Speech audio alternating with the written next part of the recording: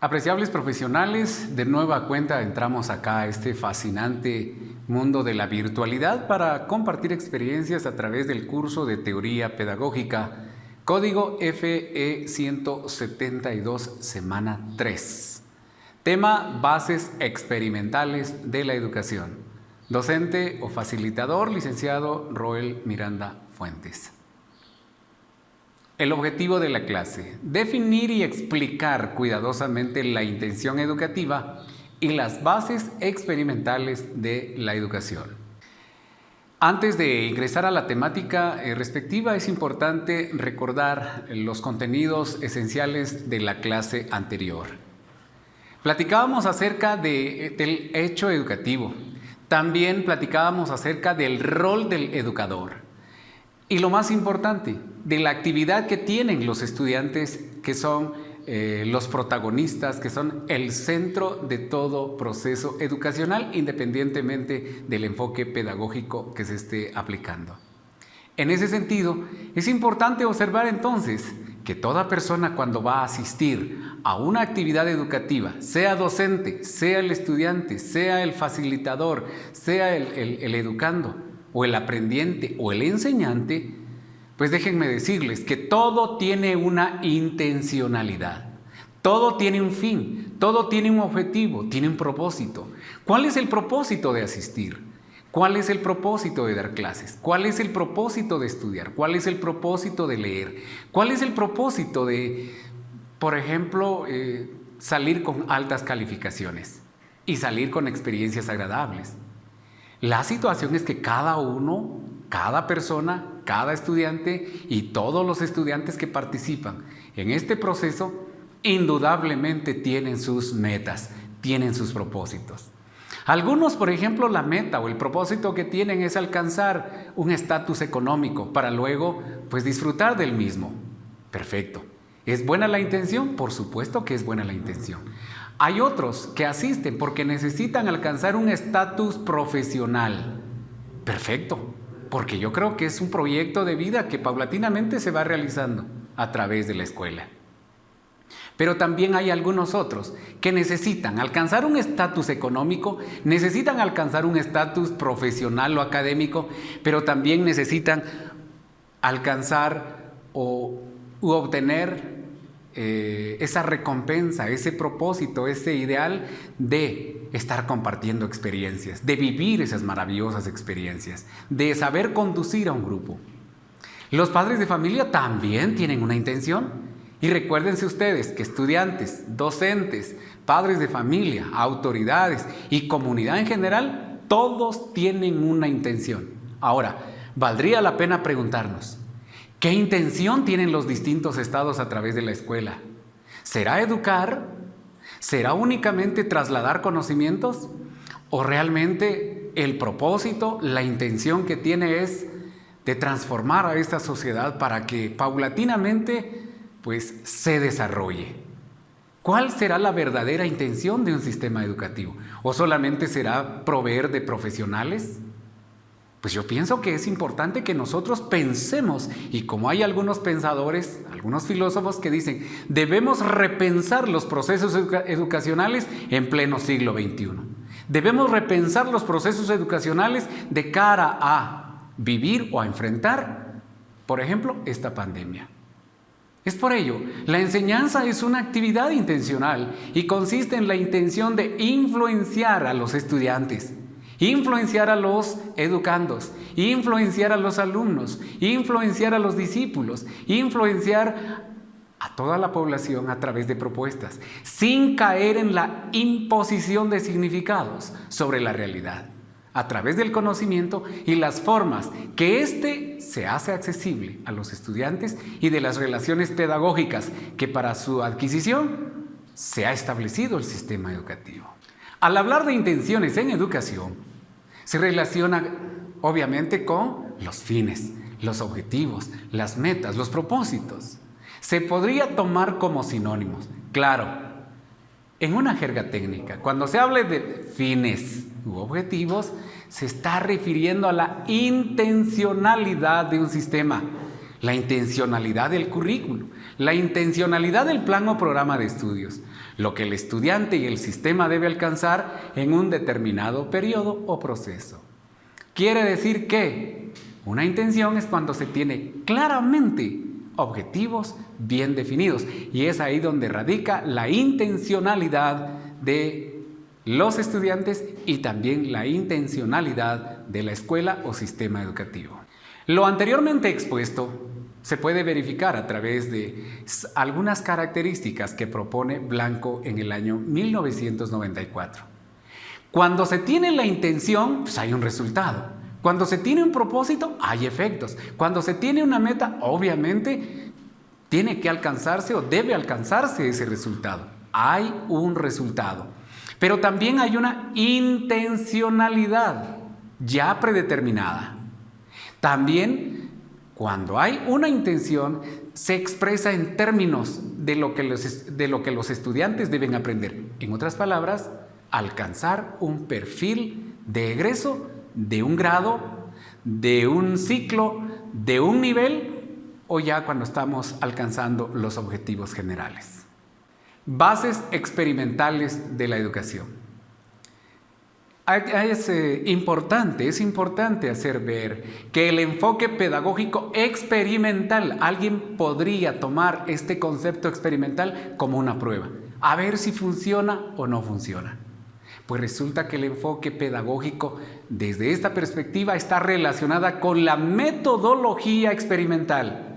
En el contexto de las ciencias humanas, ¿qué son las ciencias humanas? Son las ciencias que se ocupan de asuntos como la cultura, el lenguaje, la organización social. La historia, la psicología, la filosofía son ciencias humanas.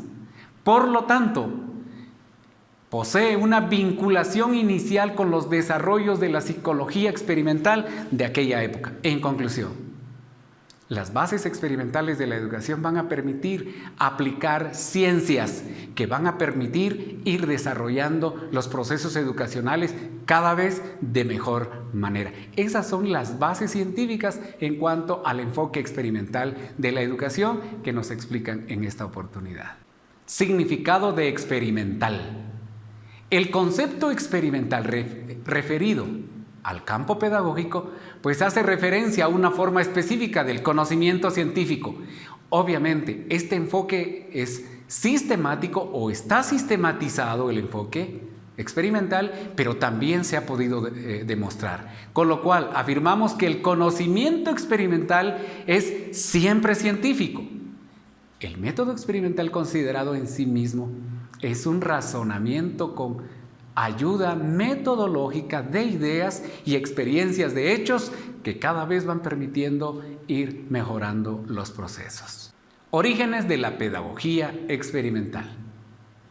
Es a partir de la segunda mitad de los años 1900, entonces estamos hablando como del siglo XX, estamos hablando de la segunda parte, entre los años 1950, 1970 y los años 90, cuando surgen los primeros establecimientos de observación. Recordarán ustedes que aquí nos está aplicando algunas fases del método científico, que es la observación, la experimentación. Cuando se observa y se está haciendo un experimento, pues pueden servir de laboratorio y obviamente se está generando conocimiento científico, que también se conocerían los resultados como ensayo y error. Con ello, lo que se llamaría experimentación en el ámbito pedagógico. Es importantísimo el que nosotros también podamos profundizar de mejor manera este enfoque que se inicia a mediados del siglo XX. Estamos hablando de los años 1950, 70, los años 50, 70, 80 y 90. Interesante es entonces, como repito, profundizar en esta temática. Pedagogía y paidología experimental. Si ya sabemos que pedagogía es la ciencia que se encarga de los procesos educacionales, de estudiarlos, de aplicarlos, de mejorarlos, de replantearlos, pues ahora vamos a observar que también aparece otro concepto como lo es paidología. Y alguien dirá, paidos, pues, su definición casi es la misma que pedagogía. Por lo tanto, podemos decir que a través de la historia, el impulso de la pedagogía experimental casualmente coincide con la paidología. Por ejemplo, en los últimos años del siglo XIX, entre los años 1880, Oscar Christman siente la necesidad de generar una ciencia exclusiva para el niño. Pero valdría la pena preguntarse, ¿y cuándo empieza la etapa de la niñez y cuándo finaliza? Ahora bien, no tomando en cuenta solo su desarrollo y aprendizaje, sino fijándose en todas las manifestaciones propias de la infancia. ¿Cuándo inicia la infancia? ¿Cuándo finaliza la infancia? Entonces, para comprender de mejor manera este concepto y estas dos etapas que hemos hablado acerca de la niñez y la infancia, es prudente reconocer entonces qué es la paidología, comprender y tratar de explicar esta temática. Paidología. Aclaremos este concepto. Es la ciencia que estudia al ser humano en su estado de desarrollo infantil y juvenil. Aquí ya nos va dando algunas pautas para poder comprender. Infantil podría ser desde 0 meses hasta los 16, 17 años, cuando se va finalizando la adolescencia. No se identifica con la pedagogía, porque ésta se centra en estudio de procesos de enseñanza-aprendizaje. Y alguien podría ya estar equivocándose en relación al concepto pedagogía, porque pedagogía se ocupa de los procesos educacionales, pero también la pedagogía se ocupa de los procesos educacionales, enseñanza y aprendizaje desde la infancia hasta la etapa juvenil. Entonces, es importante observar que la paidología y la pedagogía tienen mucha relación. Ahora bien, paidología fue un concepto referido en algunas regiones de Europa, sin embargo, no trascendió.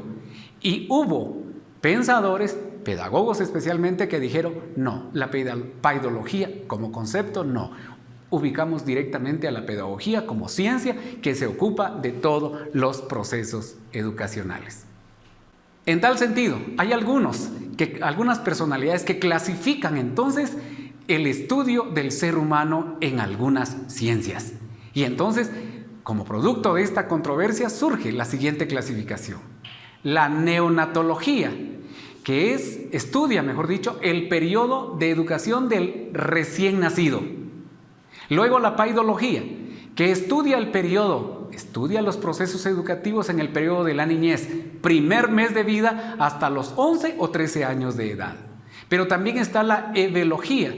¿Qué es la evelogía? Es la ciencia que estudia el periodo de la adolescencia, estudia la educación en este periodo de la adolescencia, desde los 11 o 13 años hasta su término, que es los 18 años. También surge la andragogía, que es al final de la adolescencia a la ancianidad. Se ocupa entonces esta ciencia andragógica de esos procesos educacionales en esta edad. Y la gerontología, que estudia los procesos educacionales hasta el periodo de la ancianidad. Luego también tenemos, a manera de conclusión, la pedagogía científica o experimental es la lucha por sustentar la pedagogía a través de observaciones disciplinadas aplicando el método científico. Por lo tanto, defiende el conocimiento científico del estudiante y se preocupa por la eficacia del proceso educativo mediante el estudio científico de los elementos que intervienen en él. Compañeras y compañeros, mil gracias. Aparecen 5 preguntas, 5 cuestionamientos. Es importante que nosotros tratemos de responder 4 posibles respuestas. Una es la correcta. Que tengan un maravilloso descanso. Nos vemos la próxima semana.